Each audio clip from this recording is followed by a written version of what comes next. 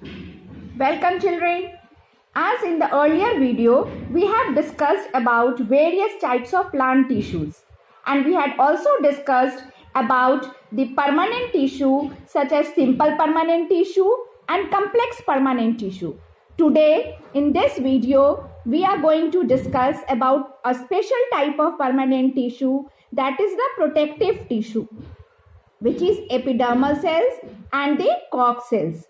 So children, pay attention towards all these two terms so that your plant tissue gets completed. Let's start the protective tissue. What is this protective tissue? As we all have discussed earlier that two types of permanent tissues were there, that is simple permanent tissue and the complex permanent tissue. So today in this class, let's discuss about the protective tissue. Protective tissue, epidermal cells, you can say this protective tissue is epidermal cells. Epidermal cells and cork cells. These two, these epidermal cells and the cork cells are the two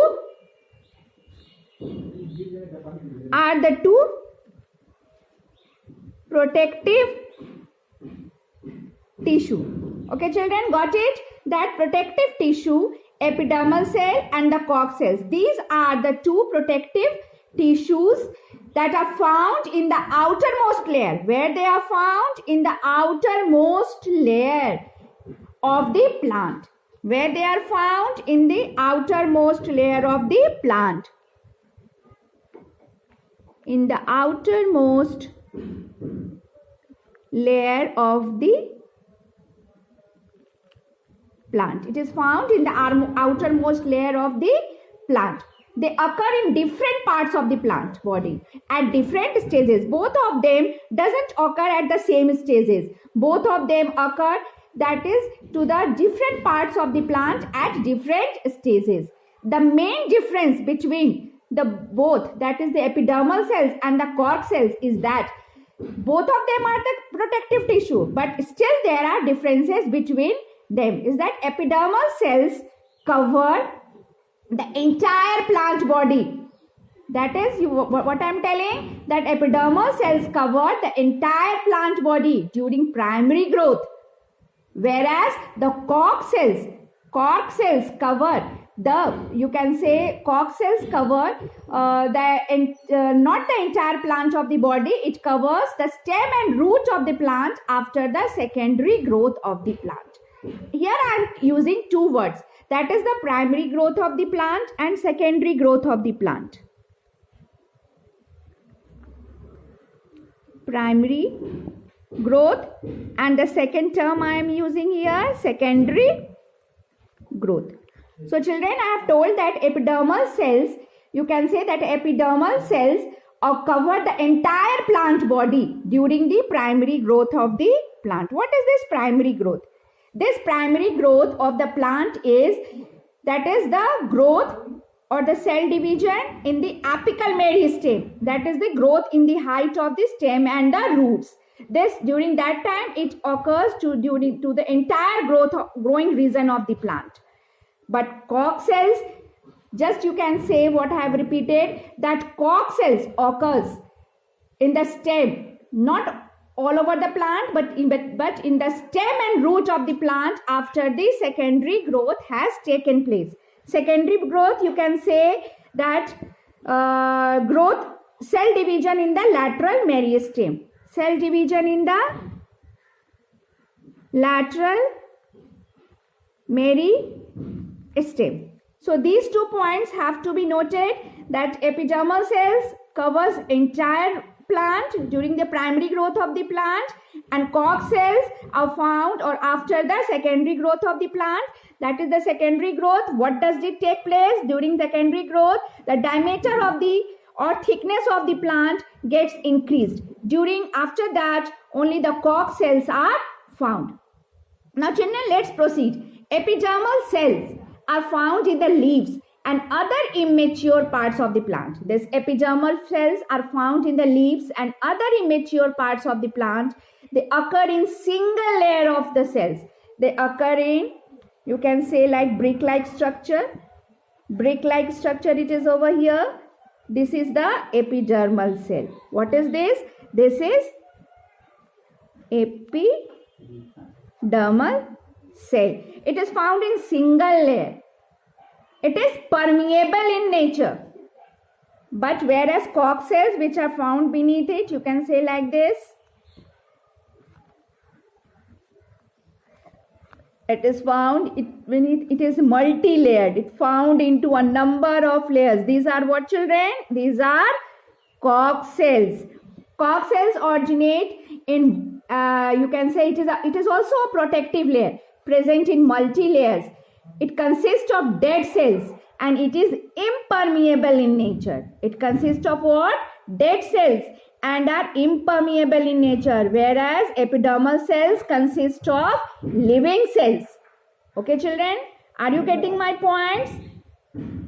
Let's continue this with a clear cut. You can say, I will give you a differences between epidermal and the cork cell, and you will get clear that what I am trying to tell you. Let's write over here that differences between epidermal and the cork cells. Differences between epidermal and cork cells.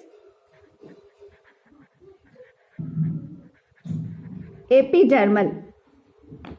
What is this epidermal, children? It is single layered. Epidermal cells are what? Single layered. I have told you right now. Epidermal cells are single layered. They consist of living cells. Are present in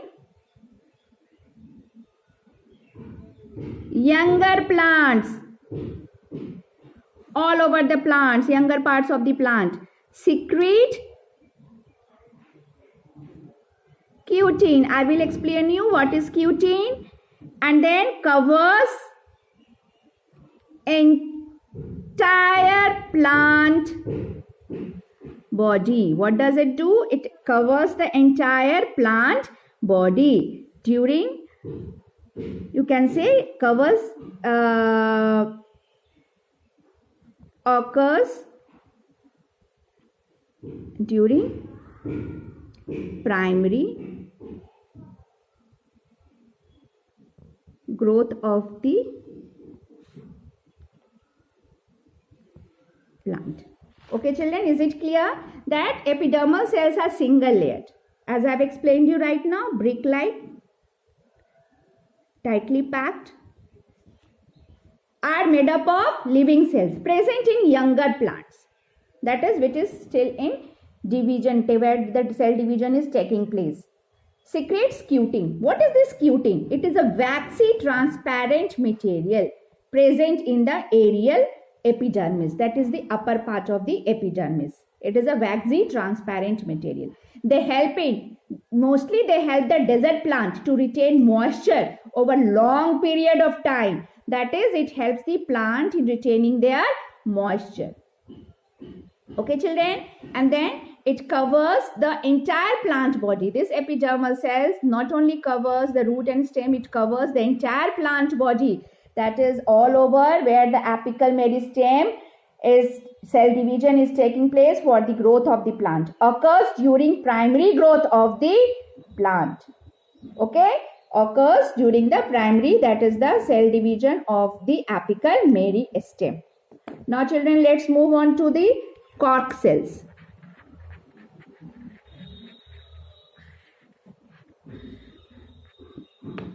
What is this cork cells? Cork cells are multi-layered, are non-living, made up of non-living cells. Now you can say secrete Suberin, S-U-B-E-R-I-N, suberin. I will explain you what is this. Present in older parts of the plant. Present in older plant. Cork covers stem and root of plant after secondary growth.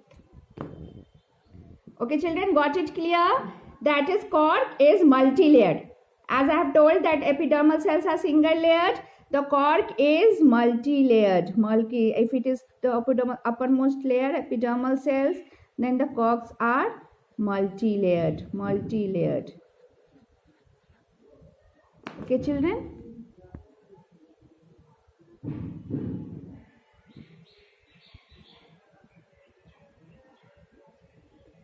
Multi-layered. Secretes suberin. What is this suberin? It is an impermeable waxy substance present in the underground organs. It is also a waxy substance that is provide protections to the inner part of the plants. Present in the older plant. Cork, which is present? Cork cells are present in the older parts of the plant. Corks cover stem and root of the plant after the secondary growth. That is the cell division of the lateral meristem. Secondary growth is what? Cell division of the lateral meristem. Primary growth is what? Cell division of the apical meristem. That is the primary growth is, you can say, growth in the height of the plant, increase in height of the plant, and secondary growth is, that is the growth of the root and stems of the plants. Is it children clear? You can now say that as both of them are competitively, both, that is the epidermal cells and cork cells are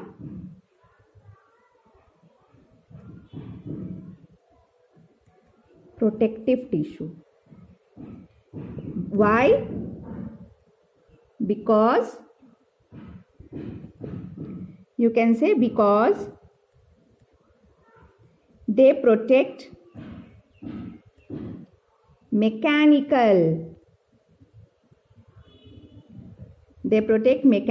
injury and infection. They protect mechanical injury and infection. They protect what? They protect plants. And next, both of them, they prevent loss of water. By those 2 points, children, that both epidermal cells and cork cells are protective tissue. Because why? Because they protect what? To whom they protect? To the plants from mechanical injury, any type of injury and infections. Their plants are protected by them. And they also prevent the loss of water. Is it children clear? That we have right now discussed about the protective tissue. That it is of 2 types, epidermal cells and the cork cells, which has been, with both of them are considered as the protective tissue found in the outermost layer of the plants. And epidermal cells found during the primary growth of the plant, and cork cells are found after the secondary growth of the plant. Okay children, and then we had discussed the basic differences between the epidermal cells and the cork cells and the functions of both of them. Now children, let's discuss protective tissue and their functions and their types in the written form. The protective tissue is those tissue which is present in the outermost layer. Where it is present? In the outermost layer of the plant, such as root, stems and leaves. That is, it is found all over the plant. I have discussed you now that it is found all over the plant. Protective tissue prevents desiccation. What is this word desiccation means? I have written it for you. The process of becoming complete dry. That it prevents the plant from the water loss, mechanical injury and infection. That it provides protection to the plant from the water loss, mechanical injury and infection. Protective tissue is grouped as epidermis and the cord. Epidermis. It is present in younger plants as a single outermost layer called the epidermis. What is this point to be noted over here? As a single outermost layer. Epidermis is living. What is this? It is living and extends over the entire surface. Point to be noted over here. It extends over the entire surface. Example, leaves, flowers, stem and root of the plant body. So in simple words, it can be said that it is found all over the plant body. It is the outermost protective layer of the plant. It consists of rectangular. What is this? It consists of rectangular, closely fitted, thin-walled parenchymatous cells. I have told you what is parenchymus. Parenchymatous cells with no intercellular space between them. Earlier I have told you now, if you consider it to be a cell, if both of these cells are set up like this, that is there is intercellular space between them. But if their cells are compactly packed like this, that there is no intercellular, that is the, what does the word intercellular space? That is the space between the two cells. Here the space between the two cells are present. So here intercellular space is present. But here the two cells are tightly packed. That is there is no intercellular space between the two cells. So what it is telling? That the parenchymatous cells with no intercellular space between them, that the cells here are tightly packed. It is tightly packed. It is tightly packed. It is tightly packed with no intercellular space between them. What is? It is a rectangular, closely fitted, thin-walled parenchymatous cells. Got it, children? Now let's proceed. Its surface is covered with substances called cutin. With what it is covered? With a substance called cutin. I have explained you right now. Waterproof waxy substances which provides protection. Epidermis contains a small pores called the stomata. Children, as you have all earlier, or you can say, I can say that you are familiar with the term stomata, which is found at the base of the leaves for the exchange of the gases and which are tiny pole-like structures. It is helpful in gaseous exchange, which is tiny pole-like structure. You can say, how does it look like?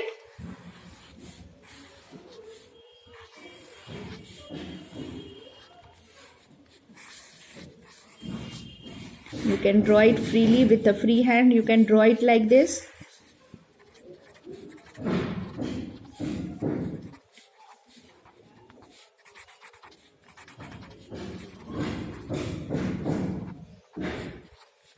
Okay, children. So let's do the labeling over here. What is this? Let's do the labeling over here. That this is what the stomatal pore. Stomatal pore, where exchange of the gases takes place. This outermost is what, children? Epidermal cells. Epidermal cells. Okay, children, what are these granules? Are chloroplast. And what is this, children? This is nucleus. And what are these, children? These both bean shaped. These are guard cells, which are responsible for the closing and opening of the stomatal pore. These guard cells, when becomes turgid or flaccid, are responsible for the opening and closing of the stomatal cells, which you will further in class 10, you will get a detailed study about the function of the stomata. What is this? It is a stomata. Okay children, have you got it? That what I have made you, that epidermal cells contain a small pores called the stomata. Stomata, what does it do? It helps in gaseous exchanges. What does it help in? Gaseous exchanges. During photosynthesis and transpiration, that is loss of water, to maintain the temperature of the plant. Most important function of the plant is performed by the stomata, where it is found on the base of the leaf like small pores. This is all what the structure of the stomata, which has been explained by me right now. That is the stomatal pore, epidermis, chloroplast, nucleus and guard cells, which maintains the opening and closing of the stomata during the gaseous exchange which takes place. Now a question arises in my mind. Write major functions of stomata present in the epidermis. Write major functions of stomata present in the epidermis. Major functions are what? Stomata are essential for exchange of gas between the plant and the atmosphere. Why? What is the importance of stomata? Stomata are essential. Why it is essential? For exchange of gases between the plant and the atmosphere, that is oxygen and the carbon dioxide. Normally plants eliminate that, just removes out from it excessive water in the form of vapor through stomatal opening. This stomatal opening helps in maintaining the temperature of the plant by eliminating the excess of water from its body. As humans' body sweat, with the help of the sweat we maintain the temperature of our body. So plants also maintains the temperature of the body by the process of transpiration. This process is called, children, what? Transpiration. This process is called as transpiration. Okay children, got it? Now let's move on. Stomata regulate transpiration as when there is shortage of water. What is this? When there is shortage of water, stomatal opening gets closed. When there is shortage of water, this stomatal opening, if it is like this, it gets closed. That is no stomatal opening. And when there is opening, it becomes turgid like this, and opening is over there. Thus reduce water loss. When it gets lost, then there is no opening for the removal of the water or entry or exit of the water. So they reduce the water loss. Stomatal opening also close down during the night time. So during the transpiration process or during the gaseous exchange, this stomatal pores gets open. But when there is loss of water, this gets closed and there is no more loss of water. And during the night time also it gets closed. Now children, let's move on to the cork. As we have discussed earlier, are non-living, multi-layered. As epidermal cells are living and single-layered, it is non-living and multi-layered. Are dead cells found in older plants. As they were living cells, it is dead cells found in the older plants. Its cell wall is very thick due to the presence of suberin. As I have discussed earlier, waxy substance acts as a barrier to the movement of water and solute. It is also a protective layer. It is filled with resins. Resins, what is? It is used for making gums. It is the waste material from the water. You can see it is the waste material of the plant used for making gums. It provides protection. If the outermost layer epidermis, then it is found in multi-layer, that is the cork cells. The point to be noted here is, children, the main difference between epidermal cells and the cork cells is that epidermal cells cover the entire plant body. Each and everything has been discussed earlier by me during primary growth, whereas cork cells cover the stem and root. What is this? It covers the stem and root of the plant after secondary growth of the plant. What is primary growth? After going through this paragraph, and I'm always using primary growth and secondary growth. What I'm using? Primary growth and secondary growth. What is this primary growth and secondary growth, children? What is this primary growth and secondary growth? What is primary growth and secondary growth of the plant? The question must be arising in your mind, children. The increase in length of the shoot and root is referred to as primary growth. What is increase in length of the shoot and root is referred to as primary growth. Increase in length to cell division in the shoot, apical, root, apical meristem. That is the growth in the apical meristem, increase in length of the shoot and the root. Secondary growth is by an increase in the thickness. Here the length is there, children. Are you paying attention? That increase in length. And here secondary growth is by an increase in thickness or the girth, that is the diameter of the plant. Then which meristematic cell is responsible for this? That is the cell division in the lateral meristem. Got it, children? Is it clear to all of you? That what is primary growth and secondary growth? Primary growth, increase in length of the root and shoot. Then which meristematic cell is responsible for increase in length? That is apical meristem. And secondary growth is by an increase in thickness or girth of the plant. It is caused by cell division in the lateral meristem. Okay, children? Are all the points clear about the protective tissue as we have discussed over here, that epidermis and the Koch cell? Okay, children? If any doubt is there, then get it cleared. Now I am going to discuss with you some of the internal questions of the NCERT based on plant tissue. There are some in-text questions there, that is in between of the chapter of the plant tissue which has to be discussed. As going through the chapter, I have discussed all those questions. One by one. But today again, without keeping any confusion in your mind, I am going to discuss them once again. Children, the questions are: what is tissue?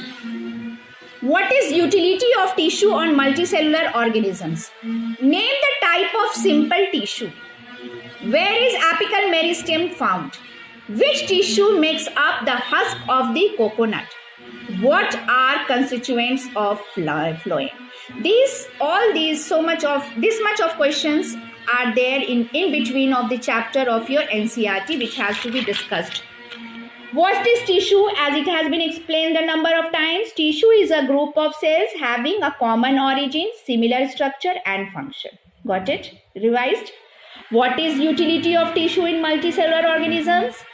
Only the framing of the question has been changed. Finally, the answer is the same, as tissue is a division of labor between there. Multicellular organisms show what? Division of labor. There are various types of tissues and their work has been distributed among them. That is, there is division of labor. That is, particular function is carried out by a particular tissue at a definite place in the body. We can say that tissue is arranged and designed so as to give the highest possible efficiency of function. For example, eye tissue for the vision, ear tissue for the hearing. Is it, children, clear? What is the utility of tissue in multicellular organism? To perform the various functions in a specialized way. Next question was, children, on the page, you can say, I have noted down the page also, page 74 of the NCERT, some in-text questions were there. Name types of simple tissue. Name types of simple tissue: parenchyma, collenchyma, sclerenchyma. And their details have been discussed in the earlier videos. Where is apical meristem found? It is found at the root tip and shoot tip. Not only on the shoot tip, it is also found on the root tip, that is all the growing parts of the plant. Which tissue make up the husk of the coconut? Sclerenchyma tissue. This question was given by me earlier also. What are constituents of phloem? Phloem made up of 4 types of elements: sieve tubes, companion cells, phloem cells, and phloem parenchyma. Children, so in this video we have discussed about various, you can say, one of the most important topic, that is the protective tissue. How this protective tissue is useful for the plants and what are protective tissue. Now I think In the next class, I will discuss with you some of the differences between, as you can say, parenchyma cells, chlorenchyma cells, sclerenchyma cells, and also I will discuss one of the activity with you. That is the activity based on the onion. I am going to discuss with you the activity which will be done by you. I will give you some details. That is the activity based on the onion over here. Children, here in this book you can see that is there is a activity. Two jars are shown, jar A, jar 1 and jar 2. In both of the jar, the water is kept over there and the onion is placed over there, and it is allowed to be left for 1 to 4 days. And after each day, it is observed that the roots of the onion grows to what extent. And on the 4th day, the root tip of the jar 2 onion root is over there. Its tip is cut with the help of a sharp blade. And then it is left for a few more days. And then again observed the length of both the roots of the onion of the 2 jars. Then what do we find? Here children, we will discuss it in the next video in detail, and I will give you some charts and how it has to be done and how you can prove that apical meristematic tissue is responsible for increase in height of the shoot and root of the plant. So children, we will meet in the next video with activity based questions and activity based explanations.